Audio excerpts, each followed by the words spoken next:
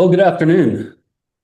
I'm Matt Cosby, head of marketing here at JB Warranties, and today we've got a special treat with you for you. We got Thaddeus Tondu with On Purpose Media, and we're going to discuss how to lower your marketing cost, rehash opportunities, and provide you with some free tools. As you know, at JB, we want to be more than just a warranty provider. We want to be a business consultant, and we want you guys to succeed in the best way possible. So, with that being said, we brought Thaddeus on here to talk a little bit about marketing and how we can improve your marketing strategies through some of the things that he has worked with and some of the frameworks he's built. So, Thaddeus, with that said, take it away. Awesome. Well, thank you, Matt, for having me on, and welcome to all of the attendees that are here and signing in. I know that you guys are busy running your business, so I appreciate you taking some time out of your day to work on your business and not necessarily in your business, which is a key thing. So let's dive in. I'm going to go ahead and share my screen. We'll get right into it. So I'm going to share. Make sure I got the right window. There we go. We should have that. Everybody should be able to see that now, I do believe. Except for my screen is all weird, and I wanted to put it up, but you know what? I don't use Zoom too often, so it's all good. We will, there we go. I think this is the button that I need. So anyways, everybody can see that screen, correct? Hopefully you good. All right, Matt can see it, and hopefully everybody else can. All right. How to lower your marketing costs and keep your schedule full in 30 days without hiring another agency. That's the key part here, is without hiring another agency. So let's dive into it. Well, first off, I'm going to talk a little bit about the agenda on what we're going to expect here today. So the first thing that we're going to go over is we're going to talk about an audit phase. So there's three phases to this. So there's the audit, there's the optimize, there's the build. And then there's some free assets, by the way, to help you guys out. So I'm going to cover some things on here. I give you copies of that after. You can see already in the top of my screen, three things: a rehash campaign, a reactivation campaign, and then a marketing budget campaign. Despite it being March 12th, it is not too late to work on your marketing budget for the summertime. For those when you're getting close to the busy season, sometimes we forget about that. And how do you need to be able to manage that? Some people like to do that in October, November. Maybe you don't have one. Well, it's never too late to create a budget and go forward with that. So, and then we're going to do live Q&A. Although I will say there is a Q&A button, there is a chat. I have them both open. I know that Matt still has them open as well. And so if you guys do have a question as I'm going through, ask them as we're going through it. If it's on your brain pan, chances are somebody else has the exact same question as you. So you might as well ask it and we can answer it. And this is live. This is for you and your business. Okay. So a couple ground rules. I always like to lay these out. They're pretty simplistic, but no fluff or theory for theory's sake. This is stuff that has been proven and useful for our clients and for others that have attended this similar type of a workshop before that I've ran in the past. And there's going to be some tactical parts to it as well. And I know Matt's recording this, and so I'm sure that everybody will get a copy of this after, should you want to go back and rewatch specific parts of it. I always like this, the phone's off, notes ready. I mean, look, we live in a world of distraction. We're all on our computers. I mean, I've got three monitors open, and so we want to try to eliminate the amount of distractions that we have and try to focus on this. You've blocked off this time for it. I've already talked about this, asking questions anytime, and of course, being present during this. It is a workshop after all, in a sense. So if you do the work, your business will grow. And I think that's why everybody is here to say, hey, how can I grow my business and keep my schedules full? So some of you are probably wondering, well, who the heck am I? I know that on the website, on the sign up page, Matt had some information there about me, but I always like to take a moment to briefly talk to you about myself. So built on purpose media specifically for HVAC, plumbing, and electrical contractors. We actually started our business in February 2020. That's when I quit my job and I'm like, I'm going all into this business. And within the first week and a half, I'm getting like 5 clients general across the board. And then 4 weeks later, COVID hit and we lost 4 of those 5 clients. So it was an interesting time to have started a business and the trials and tribulations of it. Fast forward 6 years, we've got 12 and 13 team members on our team and continuing to grow from it. So I'm glad that I made that decision then and also stuck through it through those hard times. Okay. But I discovered a big gap, and I worked in marketing prior to running the digital side of this business. I did print marketing and media for there, but I always found that contractors hated marketing agencies because a lot of times us marketing agencies didn't understand the business. You might have experienced this once before, where if you're working with a marketing agency who just doesn't understand what a tech turnover is. Like you have to explain these nuances of what goes into it. And so what we did is we that's why we went down specifically in that HVAC plumbing. So we're a seven-figure business, and I generally like dropping how big my business is, but I always like to give that as an information sake that I'm a business owner too, and I understand some of the nuances and challenges that go involved with it. I also am a big steward in transparency. Our first core value in our organization is do what's right, not what's easy, which embodies a lot of those things. I also love a great company culture, and I've gotten a message. I've actually speaking at an event here coming up on culture, and I've done that a few times as well. And so that's kind of my other passion, not just marketing. So let's dive in with over my decade of marketing. So how it works for home service businesses is you have your company. I mean, most of you, if not all of you, are HVAC companies, and so there's this flywheel that comes involved when it comes to marketing. That's the most confusing part: is where do I go? What do I do? How do I do it? Well, these are rough order of things. So you might be like, well, I'm already doing number five when you get to that, and you're like, cool, if it's working for you, keep doing it, right? These are just a generalized idea of how this works. So there's always this foundational piece that you need to set. It's the brand identity, it's the branded assets, it's an optimized website, it's a Google business profile. Okay. So those are those things. This brand portion is one of the key things that I think a lot of people miss. And so understanding that that's part of this foundational pillar.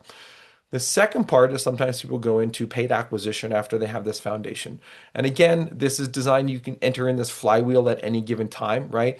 These are things like your Google, your Bing, your Yelp, your Home Advisor, your Angie's, your Meta, your retargeting, other local lead aggregators. I know when I say the word Yelp, some of you cringe on the inside. Home Advisor and Angie, you're cringing when I mention that. It's just one tool, right? You don't have to use it.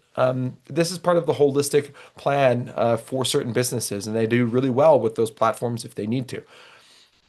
The third part is being found. This is your local SEO. These are your citations. This is authority and content to be able to show up when somebody searches AC repair near me, or why is my furnace blowing warm air? Those are some search terms that we see a lot of value in.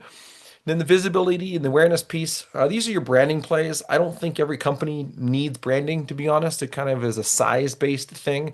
If you're a smaller business, probably doesn't make sense to invest in billboards, radio, or print or TV/streaming, because you have to do it for a year in order to be able to see some of the visibility and the awareness from it. Building trust, and this is where I say the flywheel, right? You can interject yourself into different parts of this. So reviews, referrals, culture, customer satisfaction. Then the last piece of this is the retention and the local roots. This is email and text marketing, community events, and local partnerships. So it's no wonder it's confusing when it comes to marketing. How do you know what you need to do when there's all of these different things that can be involved here, right? And so this, we'll get to this when we talk about the marketing budget and what matters for there. Okay. But the thing when we start with this audit phase is you can't fix what you can't see. Now, you can't fix what you can't see. So if you go into this audit part, you have to audit your business before you get going into this in understanding what marketing makes sense. Oftentimes I see this where there's no real tracking. Okay, they have one phone number for everything. Okay, call tracking metrics, call rail, house call pro, service titan, they'll all have call tracking. You want to make sure that you put that in there. Things like Google Analytics, again, this is your marketing company that would handle the Google Analytics, but you could do your call tracking yourself. You don't need a marketing agency to do call tracking for you. It's pretty simplistic. You get call tracking metrics and you set it up, or you use CallRail and you set it up and you put those different numbers in different places. So now you can actually track some of where it's at. Okay. The other part that goes into this is that allows you for this, the part of the tracking is, do you know what your cost per lead? That's what CPL is. Do you know what your CAC, CAC, or customer acquisition cost? Do you know what your booking rate is? Right? Do you have call tracking? Talked about that. Do you know what your answer rate is? On and on and on. A lot of times people, and I'm going to say this as a marketing, I'm like, yeah, you're right. Well, yeah, oftentimes what happens is people blame the marketing company when it could actually be an operations problem, or maybe operations dialed in and the marketing company sucks. But knowing these numbers are going to be great for your business, especially customer acquisition cost. Ideally, customer acquisition cost by channel, but also total customer acquisition cost across the board for your business. Here's a random example. I actually talked about this today inside of a Facebook group. So one, they were hitting on Yelp and they were giving Yelp a hard time for it. Well, I paint the picture of how Yelp or other lead aggregators work. I mean, they sell the information to multiple different companies. Those consumers are calling multiple different companies. The same thing with local service ads in a sense. It's the same thing with Google pay-per-click. But if you were to spend $50 per lead and you were to book one out of every five, they turn into a customer. So your cost per lead is $50. Okay? Your customer acquisition cost will be $250 because your booking rate is one out of five, 20%. Okay, that's just some rough math. But you think about this customer acquisition cost. If you had a blended ticket of 2 grand, that's a 12.5% tracking rate or a marketing spend to what your revenue is. Right? Okay, cool. Now we have to factor in lifetime value, by the way. This is the other thing that a lot of times people miss. Lifetime value is simply states of when you get a customer, how much do they spend over the entire life of them? Let's say they come in for a repair on a $250 spend, and 5 years later, you change their system. I would trade that $250 for a change system on lifetime value all day long. I'd probably even trade it for a 2K average, a blended average ticket too, when you think about that, because it's one channel, one part of it, right? So, and that's exactly right, Matt, on the bottom there. Channel means organic web traffic, paid, social media, paid, everywhere. And so understanding those different ones, okay? The other one is websites that don't convert. This is an easy audit phase of going to a website to seeing what you have. I don't know if anybody wants to be brave at all and put their website in the chat for me to go through. I've got a couple examples. One that I was chatting with yesterday that I'll pull up. It's a roofing company. This happens to be top of mind for it. So there we go. We got one here. Empire Plumbing AC, the first brave person. We'll copy this guy. And let's just go ahead and do a couple quick things. Oops, paste this here if I can. There we are. So when we come into the website, I actually first off don't mind this, and I don't mind how you have like the click to talk to a live scheduler now. But here's the thing: if you see this that pops up onto the screen, I'm on a desktop device. Okay? So if I need to click to talk to a live and local scheduler, and this comes up here, this pick an app. Well, now are you actually going to be able to convert that person? Do they know that they can? Most people probably don't know that they can pick an app. Sometimes iPhones, I think, connect and do this automatically.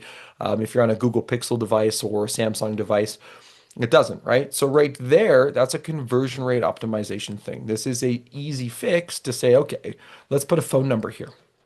Okay, schedule services today. It pops up to a online schedule. It looks like Schedule Engine. Perfect, love it. Okay, but that's that one fix right here. Simple, easy, simple, quick thing to be able to do is change this to a phone number on a desktop device. Okay, depending on your area, 50, 60, 70% of people still land on websites via a desktop. So keep that in mind as you go down. And obviously you've got the book now button, instant HVAC pricing, which I like. So you've got a lot of good things that are happening on your website right then and there, but that's a quick, easy win for it. The other part is when you drive a person down, like you've got this here. So it's actually a really well done website. You've got your plumbing services, your air conditioning services, AC repairs, and you're pushing people the right path. Okay. If I were to look at this to say, okay, what does it look like on a mobile device? And so excuse how I moved a little fast on that. I wanted to kind of get through this. I can actually choose, let's just see what a Google 8 looks like here. Okay. So obviously you have the cookies thing. The reviews thing is actually over top of the cookies. And they know this click to call is here now. This works on a mobile device. But if they're to scroll down and they keep scrolling, I can't really exit this because I don't know what this is. And this is, again, a consumer usability thing and would hurt a consumer or a conversion rate from your website. So again, simple things to look through saying, okay, if I'm going to go through and I'm going to look at this through the path of the stupidest person, this sounds rude to say it this way, but if we can design things on a website for the path of the stupidest person, the smartest person is going to be able to find that information. Okay? So I'd like to see the phone number. You see I have the phone number here again. I'd like to see that a little bit bigger as well for certain things. So that's just a quick couple things on the website from a conversion rate. We got one more. We got some time. Let's go through this one. So copy this, bring this up here. All right. So again, same thing. We have the call and the call button. Again, it could be a little bit smaller just because I've made my screen smaller for you guys. If I make it a little bit bigger, you can see how the menu adjusts already, but I have a rough laptop screen size. So again, this call button's two easy things for you to be able to fix on your website is putting a phone number. You can have call SteadyFlow and you put the phone number below it. And that way you can have that show up easy. Right? Call now, make an appointment. You've got the cookies. The other part here, so this is a consumer thing that I like on our sites and how we do it. I like how you have this laid out here. But you look at what I'm trying to read, your menu bar here, this is a conversion rate. This is part of the audit phase of things, takes up a lot of this information. And so now consumers, when they land on this, they're like, well, am I easily able to find my information or not? Okay. I'm going to curious to see what this looks like on a mobile device. I'll reload this and then I'll move on. I know there's another one in there. I'm happy to do this, by the way, at any point in time for anybody. I can send you a Loom video for you guys to look at. So if I were to look Google Pixel 8, let's just do that one. I can do an iPhone too. It doesn't matter. So right here, your phone, your form is off to the side. It looks like there's some scrolling issues. I usually double check this on my phone just to see if this app in particular might be having some issues with it, which it could potentially have. So I'm going to, and there's an iPhone. So let's just do this here. I'm going to open this up. I'm going to go to recent tabs and I'm going to pull up on my PC. I want to make sure that I am matching the same thing. So this app is in fact incorrect on how this views and this looks, by the way. Just to let you know, again, most of the time it's accurate. Your website on here doesn't, your menu bar is actually your mobile bar.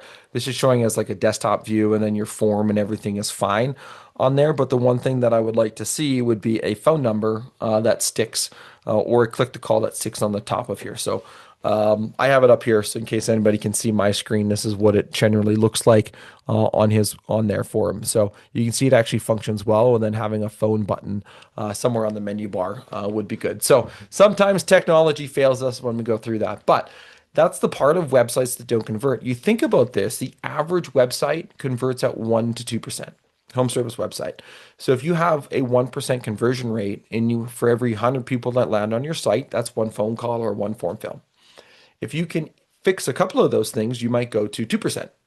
Well, now you've got 2 phone calls for every 100 people that land on your site. What if you got it at 4 to 5%? Well, now you got 4 to 5 phone calls for every 100 people that land on your website.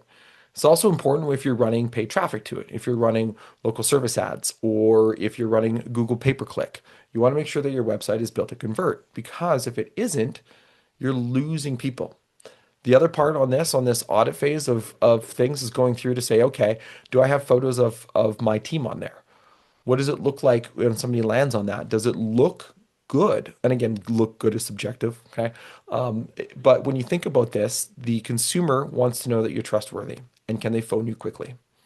Think about that. Know that you're trustworthy. Can they phone you quickly? The average time across all of the websites that we have, that we see, 100 plus websites, 58 seconds is what the average amount of time that somebody spends on a website. Also, you're probably thinking, well, what about Google Business Profiles? Okay, well, when you have your Google Business Profile, 60, 70% of the time, they click on the website button on a Google Business Profile. Sometimes they'll call directly, but they oftentimes go to the website, they check it out, and then it might back out, go to somebody else, might back out, go to somebody else, might back out, and then they're going to go call the person that resonated with them the most. That's why websites still matter in today's day and age, and it's an important piece of the audit phase. Okay. The other one is ads, messaging, and online versus offline. So what does this mean? How does this audit work? Well, if you have your messaging, is it congruent? Is it the same across everything that you have? Right? Do you keep it the same? Do you have a different message here and a different message here and a different message here? Well, now you might confuse people, especially if you're doing more than just SEO and Google Ads. If you're offline, you want to make sure that you have that consistent messaging in place. Here's another thing that you can easily do when you look at this. So I'm just going to go AC repair Calgary as an example. Okay. So or you know what, let's just go Dallas. Because, well, JB warranties. So you don't see the local service ads, but you're going to see the Google Business Profile. And then if you scroll down, you're going to see air conditioning repair Dallas, HVAC services. I'm just going to use this as an example because I'm on AC Repair Dallas. And then I land on here. Does this particular website, air conditioning service, best air conditioning repair replacement in Dallas? Cool. It's already talking about AC repair. A little bit of a confusion because it says replacement on here, but I'm not going to beat them up too much. They're showing up number one on AC Repair Dallas. So again, making sure that there's this continuity in everything when a person goes through, big part of that audit phase. All right, zero revenue planning. I'll talk a little bit about that later when we get through into the budgeting workshop side of things. Also, when you have an agency that guesses instead of diagnosing, I'm not going to go too much into what we do. I mean, I can a little bit. I mean, we use a company called Searchlight to be able to show revenue attribution by source, and we make revenue-based decisions, ROI-based decisions, and we also know what works and what doesn't work. We're not guessing at it. We've been doing it for 6 years. We've been doing it for HVAC and plumbing, but that's part of the audit phase. Okay. All right. So now you've done the audit. Okay. What do you need to do next? Well, you need to do the optimization. So you take in all those edits from the audit phase, and then you start to look at, okay, what can I do right now, March 12th in my area if the temperature hasn't quite gotten hot yet? And I don't have a lot of phone calls coming in. Well, you can rehash your past estimates. So lo and behold, I'm going to get you a copy of this after the fact. And it's a simple goal of re-engaging homeowners who received an estimate but didn't book. I like running this about every month as well. And so if you run this every month or even a week or two after, you can automate it all too, by the way. It would be good. Even if you've never done this, you're like, what? I can go back and talk about my past estimates. Yeah, I would go back. It's just a cleaning up of files. The other line you can use is you can use what's called like a dumb receptionist. I'm not saying that receptionists are dumb. This is just the terminology for it. Where you say, yeah, I'm new here. I'm just calling. And if they give you grief, that's how you say it, right? I'm just new here. I'm just trying to clean up some of the things. So I'm not going to go through this in great detail. I'm going to get you a copy of this after. But you have an email script. Okay, you have an SMS script. Again, caveat on the SMS. Make sure you can legally send the text message in your area. So it's simple. Hey, client name. This is Thaddeus from On Purpose Media. I'm just updating our active bid list. Are you still looking to get that work done, or should I close out the file? Thanks. Simple. I prefer a phone call myself, old school style, because I think a lot of people also prefer phone. Maybe they don't always prefer phone calls. They like text messages. But now you have it, right? Hey, I'm calling. I'm not calling to bug you about buying anything today. I'm actually just cleaning up our old estimates for the month. I saw we gave you a quote for blank on blank date. I wanted to see if you're able to get that taken care of. So now you're just giving some helpful information, right? Saying, hey, did you get that issue taken care of? And that's the good part about a rehash program to be able to run it. Again, I'll get you copies of this. I'm going to spend most of the time when we get to this budget, by the way. Okay. The other one is the reactivate old customers. Simple as this, VIP safety check. You can do this any time of the year you're slow, by the way. Some people think, well, it's the middle of summer or the middle of winter if I'm in the northern climates. Why I can't run this? Well, yeah, you can. It's a VIP safety check. Okay, that's all it is, right? And it's the goal is to ethically sell repairs and installations, right? And you want to prioritize your aged equipment over the newer equipment. If you have a database of your aged equipment, you're going to want to call the oldest ones first for this VIP safety check because they have the best opportunity to convert to an installation with a great ethical program involved in this. So again, I love it. By the way, when you price, this is like your tune-up specials, right? Some people like it as a break even or a loss leader. And what this break even or loss leader means is that if you price it at $47, let's say, and you know that it actually costs you $67 or $100 to run that, well, you're going to lose money if you look at it just from that perspective. Okay. So when you keep that in mind, now you have to make sure that you understand that you're losing money on this particular one, but the goal here is to get this so you can actually make more money in the long run. Okay. So keeping that in mind is a powerful play there. Okay. So the other parts of this, I like ending these in seven, by the way. It converts way better. You think about this price point. If I were to say, hey, it's $47, you're like, cool, $40. If I say it's $49, you're like, well, $50, right? $97, $90, $99, $100. $2 on your pricing makes a pretty big difference when it comes to conversions. And so a little bit of something that I like to be able to add in for people to be able to see that. And again, it's just calling in for that safety check, right? Ensure your family is safe and comfortable, and then you can use the special if you want. So feel free to take these, iterate these, make it your own. I also like putting in a time-based aspect to this, so you only have 15 spots available at this price for the week. Even though you might have more, or you could have less, or you keep that number and you run with it. It gives that little bit of an incentive based off of time. Okay. Seasonal tune-up lasts, you kind of already talked a little bit about that. And then service call offers, which you can have that. We saw that on the one website that we had. They had the service call offer, which are great, right? And that's how you can get some calls on the board in slow times. Picking up the phone and calling. So obviously, as I mentioned, I'll say to and show you those templates. So now that you have this, you want to understand that predictable growth doesn't happen by accident. Okay, predictable growth doesn't happen by accident. When you come into this, now you have to build based off of the audit and the optimize phase, right? Now we're going to go into this build phase, okay, where we take a look and say, all right, what do we need to do next? Well, you start with your revenue goals. Okay, I'm going to walk you through this, and then we'll jump into this budget planning spreadsheet that we have. So you start with your revenue goals, and then you reverse that into jobs needed based off of your numbers, right? Reverse that into your leads needed based off of your numbers. And then you reverse that into the ad spend required based off of your numbers. Okay. Now, again, if there's only templates. So I'm going to zoom in a little bit so you guys can see this. Again, this is focusing mainly on the marketing side. Ignore some of the other parts that you're like, well, I've got a way better one. Well, use this for your marketing part and then add it to your other one. Okay. So easy way to be able to find out, again, an annual target. I'm just using 3 million and 4.5 million as the goal. These yellow numbers are things that you can edit. So last year's existing customer revenue, last year's new customer revenue, it gives you generally a breakdown of what your repeat business versus your new business is. If you don't like how this is done in terms of a percentage, well, then go back and look at your last 3 to 4 years of revenue. What came from existing clients and what came from new clients. And now you can say, all right, well, I've got a definitive path and a standard measurement of what comes in from existing and from new. Again, keeping that in mind, existing versus new, and you can math that out. Okay.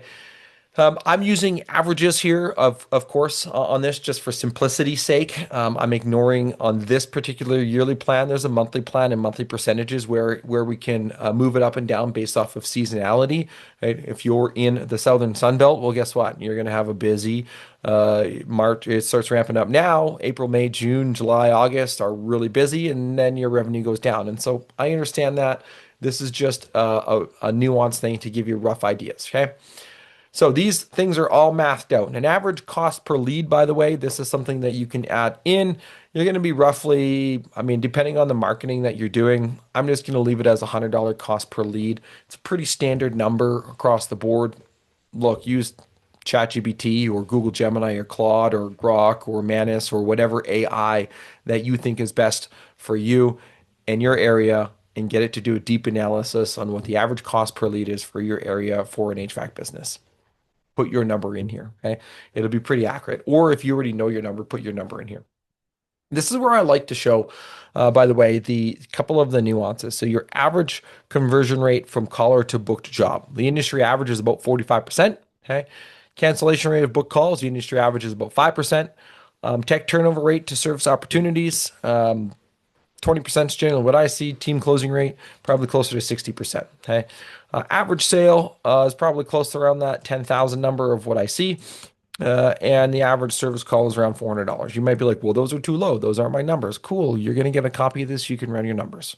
But here's what this did. If to hit this goal of 4.5 million, you need to spend $36,848 based off of your numbers, your average booked call cost and your average lead cost. Whoops.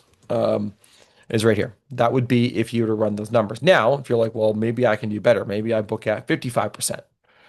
Maybe my cancellation rate's 4%. You know what? I have a really good tech turnover process and flipping those over 30%. My sales team is bagging. They closed at 75%. And our average ticket is higher because we've got a banging sales team. It's 13,000. My techs are rock stars. We get $500 average ticket. Okay. Now you can see what happened is your revenue to hit the target dropped by over 16,000. That was what, 15, 30, $21,000 per month is what that dropped by shoring up some of these things. Okay. And this is the part that I don't think anybody really likes hearing is that you don't need a marketing agency to do this. A marketing agency's job, by the way, stops essentially when they give you the lead. Rude to say, it's the reality, right? The marketing company's job stops when they give you the lead. And so if you can hone in on these things, now you don't necessarily need to have another marketing company come in if they're providing you good enough leads. Work on the operational side of things, and you're thinking, okay, great, a marketing guy, talk to me about operations. I mean, I'm just giving you the numbers. I'm not telling you how to do it. These are just some things that we see on a day-by-day basis. This is what separates the great from the good, is knowing these numbers and focusing on them. So the other parts, and by the way, I ran a full YouTube video that goes over this. When you get the assets inside of this, there is a link, the email to that YouTube video where I go deeper. You can then break this down by month if you want. You can change these numbers around, and it pulls the stuff from before, and you can see where we've manually adjusted some of these things to be able to go up and spend. Matches the same. So again, have some fun, play around. You can also know that if your numbers are different, right? If you know seasonally that you have a higher average sale in some parts of the year than other parts, and a higher average service ticket than other parts of the month. Well, now you can move these around, right? And you can do this math on what you need to be able to get to that total number. Not sure why this div 0 is showing up. I'll look to fix that after. It might be an error somewhere that I have over on here, not pulling the right information, but I'll make sure that's fixable for you guys. And also drops down into monthly percentages, okay, for this. And so it'll actually show you roughly your revenue generated by percentage of the year as well. And going through it again, doing that deep dive on that YouTube video for this marketing budget will be helpful. And then we also show your number of calls ran. Again, I'm pulling numbers to be able to show you how this works. Obviously, fill yours in based off of this. This is all automated, these monthly percentages based off this yearly plan and this monthly plan, okay? So you wonder, okay, well, how do I allocate this budget? Where do I need to go? We're on here to talk about marketing. Well, let's actually talk a little bit about marketing this out and putting this into practice. So as we know from that yearly planning, okay, 4.5 million, your budget percentage ideal is, again, you can massage this depending on your growth level. Some people are 5%, some people are 7, some people are 10, some people believe in 15, some people believe in 3. Caveat on this is the newer the business, the weaker the brand, the more you need to spend on marketing to be able to hit your goals. The older the business, the stronger the brand, the less you need to spend. The better your numbers too, by the way, the less you need to spend. So this is where you can see the budget based off of those numbers I showed you earlier, a strong operating company. So if I come back to here and I go 45, we had 5, we had 20, we had 60, 10,000, and we had 400. Okay. Those are those numbers that I ran earlier. If I come back to this budget allocation, now you can see this jumps up 9 to 9.8%. Okay. I'm going to go back to the strong operator company just because I like it better. And now you can see, okay, total marketing spend based off of a percentage. This is your average monthly based off of your numbers, right? You can see the everything right here. Okay. And this sheet is all based off of your numbers, by the way. Okay. It's not based off of this marketing budget based off of this. But you can change this too if you want, right? You can change that. But it doesn't really affect everything. From here, you're going to go, okay, where am I going to allocate my budget? Yes, repeat business is allocated as a cost item in terms of your actual revenue and actual marketing plan. You need to budget for repeat business. What are you going to do to be able to get repeat business? What are you going to do for your current customers? What are you going to do to be able to keep them top of mind for your business so that way you increase the lifetime value? Okay, key thing. Okay. Then you have your offline, and then you have your online. It could be that you do 0% offline and you're going to focus 90% online. Cool. Right? Move these around on how you need. You can hover over, you can see how these work. I believe that your online should be one of the largest ones as it relates to this because your offline is your radio, your TV, your direct mail, your billboards. Those are your primary brand building. And the thing with those is you don't necessarily see a direct return on investment from that. Okay. So I'm going to leave these numbers as is. You've got your online marketing, your offline marketing, your repeat business. And you come down to your online marketing budget. So you can have your SEO, your paid acquisition, and your display streaming if you wanted to get into that.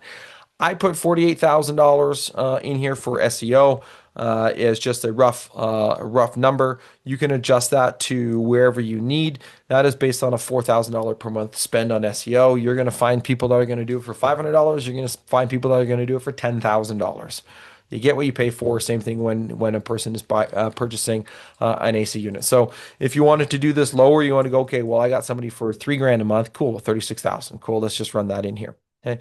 But you saw something. You see on this paid acquisition went up based off of your SEO because it's calculating on your numbers. And then you come through and you've got your January all the way through to December. You've got the percentage of the amount of your budget. Obviously, this stays static because SEO should not change. It shouldn't go up and down. It should stay fairly constant. Then your paid acquisition channels. Okay, this would be like your PPC, your LSA, your Yelp, your Angie's, all those other aspects in order to be able to hit it. Okay.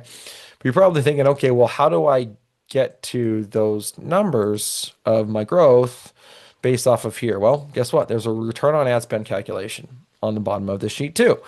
Again, it's pulling those numbers from this budget allocation, so it kind of goes down the line here. Okay. And again, the sheet is based off of the number from before. So now you can play with this. Okay. So this is where you're going to want to be able to move your numbers around manually. And I've left return on ad spend targets in here based off of industry data and averages on what we see. I went a little bit lower on Google and Bing. You generally about a 7 to 9 return on ad spend. You could be about 4 to 6 on Meta and lead aggregators. Those are again Yelp, Angie's, and what have you. 8 is based off of again industry data and averages via Searchlight. So now you can see what your return on ad spend is. SEO 19x is generally what happens from that. The longer you've been around, by the way, the higher your SEO return on ad spend is. The shorter you've been around, the smaller it is. That's just how it works. In the long stronger brands have a higher return on ad spend. This is also coincidentally our number as well as on an average of 19x ROI from SEO via Searchlight. Their data also supports that across the board from a lot of different companies. So now you can say, all right, well, I've spent 148,000. You're going to get $1.6 million in revenue.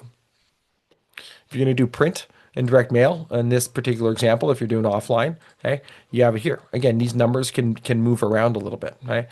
So your budget online, your budget offline, because you remember, I left offline on here. If you wanted to go all digital, no offline, all to repeat business, it'll drop it here. And then your total online budget allocation, put these to 0. I would leave community events on there, in my opinion. Not really a ROAS on that, but you can see where those numbers lie. Now you have this information, and so you can adjust it from what you see up here, right? Your spend versus your spend up here. You're about 183,000, right? Based off of those numbers. Okay? So again, moving this around to see what's going to project best for you. All right. That's the build phase. That is the marketing budget. Obviously, a lot goes into that. Of course, there is a full YouTube video where I go through. I spend an hour and change going through it in its entirety for it. So, a couple other things that I think a lot of people miss the mark on is quarterly marketing calendars or quarterly marketing planning. This is taken from the EOS framework. If you're running on the Entrepreneur's Operating System, you break it down into 90-day chunks. But you also know this in your business where there's seasonal campaigns. Have you thought about sitting down and saying, okay, I know that on average, June transitions for my area to be the hottest time, and now I start getting repair calls. Well, in May, maybe you should look at running what your seasonal campaigns are and having them mapped out. So that way on June 1st, you're like, what am I going to run? I don't really know. Well, map it out, have it done in advance. Okay. What promotions and specials are you going to run? We've got one client who sends us their promotions for the month the day before the month. I'm like, hey man, if you only had that planned out for the entirety of the year. Now we are luckily able to get it up and running on the website and do what we need to do. We have other ones that have mapped out their promotions for the entirety of the year. I'm not a big fan of race to the bottom promotions all the time, but having some form of incentive makes sense, in my opinion, to be able to do that. We saw that on our service call special. I think the number was 59.95. Put it to 57, you're going to get better conversions on that versus the 59.95, in my opinion. So then you're going to want to have your content focus. By the way, your marketing company can do your content for you on your website, your SEO. This is moreover for like your social media content focus and what are you doing for that. And then your budget allocation, reviewing this quarterly. I mean, some people do it monthly. At minimum, I think you should review your budget quarterly. I think you should probably review it more often than that, but you can make major decisions on a quarterly basis by looking at the past 90 days data and then saying, okay, where are we at? Are we off pace? Are we on pace? Are we off pace? What have we spent? What have we not spent? Are we on pace for our revenue? Are we off pace for our revenue? This also allows you to then forecast for team needs as well and hiring decisions because you can look at what's coming into the pipeline with that by looking at your budget. Okay. That's that capacity planning piece. You're able to then say, all right, I know that my budget is on pace. We're hitting our goals. Everything's looking good. I need to hire 3 technicians based off of this. Well, let's get our hiring ads going and let's get that rolling through the door. Or maybe you say you're off pace and you should pause hiring if you're planning to hire somebody. Again, it's this capacity planning balancing act. I mean, we're no different in our business. We've got a capacity planner and a budget allocator for our agency to know when we need to hire people so we can continue to deliver the service level that we deliver. Okay. All right. You're probably wanting your free assets, the rehash template, the reactivation template, the reverse revenue sheet. Well, all you have to do is text the word assets to 719-824-1377. I might have some of your email addresses already. If it does, we'll email those to you. If we don't, the system is going to ask you for your name and your email address. Once we get that, we send you the assets via email. You're going to get all 3 of these your way, the rehash, the reactivation, as well as the SteadyFlow. And then if, of course, if you want or need help, book a free 20-minute call should you want. I'll run the numbers. I'll show you what to fix first. It's no obligation, no strings. Just head on over to onpurposemedia.com/second to be able to grab that into our calendar. And again, it's no strings, no obligations for that.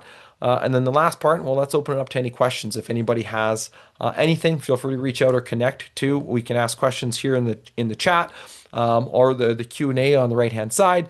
Feel free to send me an email. Feel free to check out our website. Feel free to text me at that number. I've already seen a couple texts come through already. And all I do, I'm pretty active on the Facebook world. So facebook.com/Thaddeus.Tondu is me. I'll leave this up for a moment in case anybody needs that or wants to take a picture of it. So,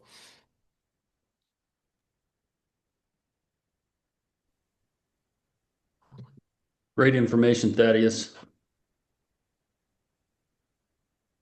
all right. I'll still give it a bit in case anybody does have any questions that they might want to ask. And if there's no questions, I guess that just means I did a good job of filling in all the information for everybody. That's right. My favorite marketing hack for retention spend and marketing is having a warranty. Yeah. Also a good thing, right? Because you keep the warranty. I mean, JB warranties, it makes sense, right?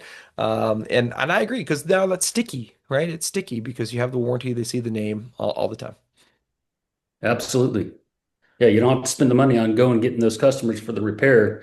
You're locked in. So, uh, speaking of that, talk with your sales rep. We just put up a new profitability calculator that they can access, and you can sit down with your rep and go through different scenarios. What would it look like if I increased my hourly rate? What would it look like if, I put a margin on my warranties of 30% instead of 20?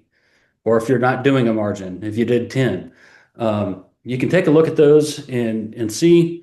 So that is now live for our sales reps to go over with you guys. So contact your rep and they can help you with that. As you can see, text assets to 719-824-1377. Hopefully we're able to grab a screenshot of all the other information from Thaddeus, but we can send this out also in the email. We'll send a copy of this recording, and hopefully you guys can relook at that and take a look and see if you can install some of these tactics into your overall strategy. And again, Thaddeus with On Purpose Media, thank you so much for hosting this for us. And we appreciate your time and helping our customers just leverage all the tools I can. We want them all to be successful. Awesome. Well, thank you for that. I thank you for having me on and for everybody to take the time out of the day to be able to chat as well, which always appreciated of that. So, and then Gary, I know you mentioned the have a call. It's onpurposemedia.com/second, the word second. It'll pop up a calendar time, book a time with me. Perfect. Awesome. I don't see any other questions. So with Nailed that, it. we nailed it. We did a great job, Thaddeus, and thank you everybody for joining. We'll see you on the next one. Perfect. Thanks, guys.